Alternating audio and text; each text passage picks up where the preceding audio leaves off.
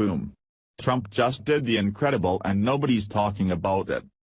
It didn't take long for President Trump's overseas trip to have a significant impact on the Middle East.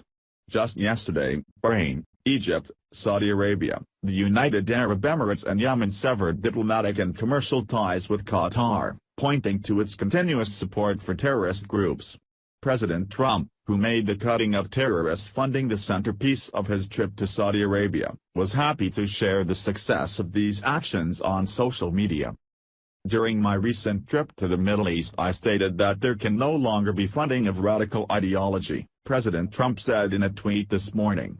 Leaders pointed to Qatar. Look, Qatar has long been accused of funneling arms and money to radical groups in Syria, Libya and other Arab countries, making it a clear target for reform.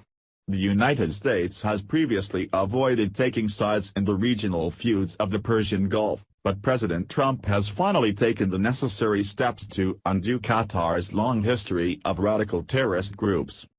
So good to see the Saudi Arabia visit with the king in 50 countries already paying off, the president continued.